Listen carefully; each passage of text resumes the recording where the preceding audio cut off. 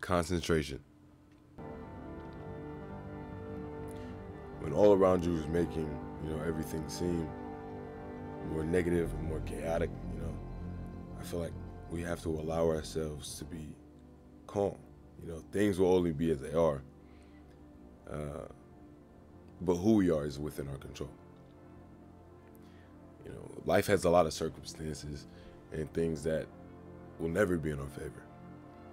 And the truth is, it's about how we react to that. Like in one of my first videos, I definitely said something along the lines of, like an Alan Watts quote, the self is nothing but a collection of memories. And who we are is nothing but the reaction to the world around us. And I find that very true. A lot of, how we're perceived and whatnot, and how people gauge who we are is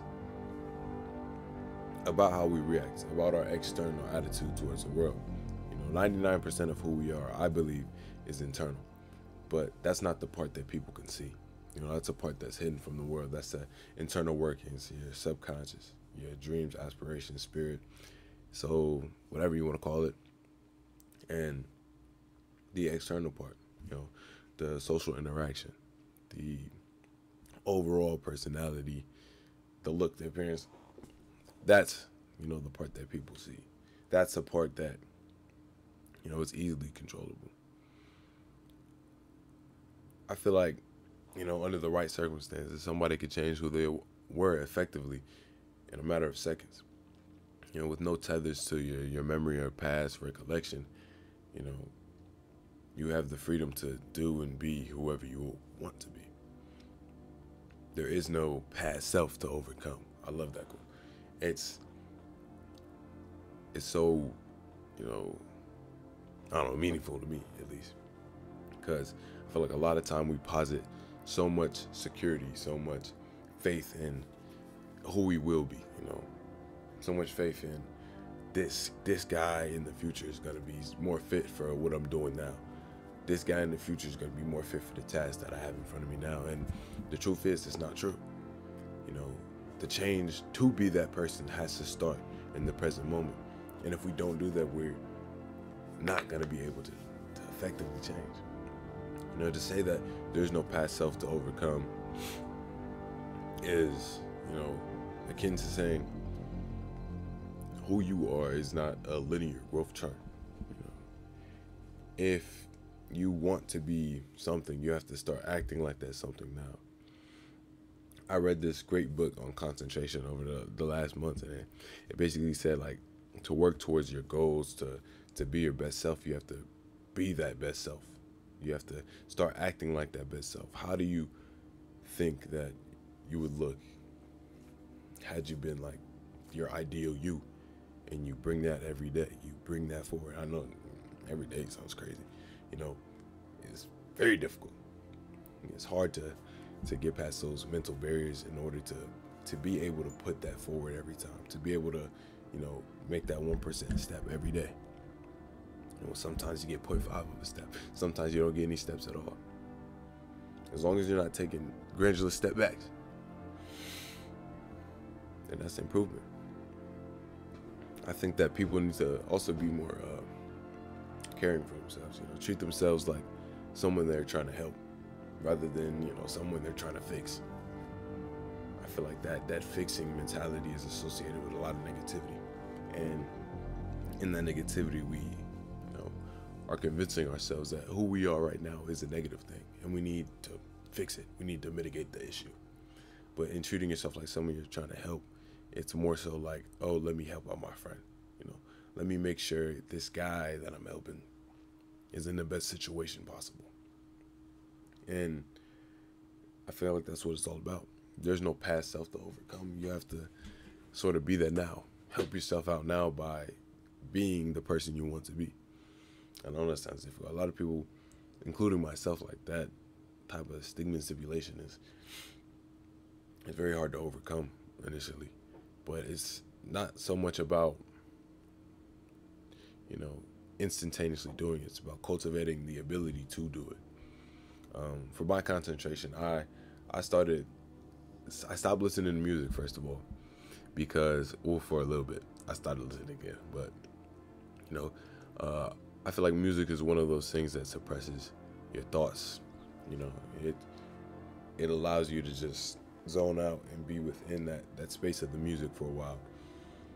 But you don't get to think. So when you take off that music, those headphones, you know, or stop playing music, you're left with all the thoughts. And typically, or at least in my case, they just start running rampant. It's like they just are in your head and there's nothing you can really do about it because we're not used to silence. And that's something we have to kind of learn to overcome. So once you stop listening to music, you know, your brain will eventually just allow you to not be thinking, well, most of the time. And then the rest of it is about your concentration. It's about how much focus you're putting into your daily tasks. And in reality, like, if it's not, you know, if you can't do anything about it, it's probably not worth thought. If all you can do is think about it, it's probably not worth thought. And in saying that, I'm saying we often think about things in a cyclic nature. We typically have the same 40% of thoughts every day. They just keep going circular and circular until we address the issue at hand. So I think one of the main points should be to focus on what you're doing in the present moment. If you're eating, eat. Focus on eating. I know that sounds good. Focus on eating. You know, if you're listening to music, make sure listening to music is your number one task. And I feel like when we start mixing those things up, like listening to music and doing something else, like maybe other than homework, because I do that, but like watching shows while we eat, I do it all the time. Should we do it? Probably not. It's probably not good for our concentration. But overall, you know, it's about focusing on what we're doing. If we're doing homework, make sure 100% of you is doing that homework. You'll get it done and you'll be able to free up your mind to actually think of those things in the future. If you're walking somewhere, focus on walking. Manually walk. Manually breathe. Those are the things that can sort of bring us back to the present moment, I feel.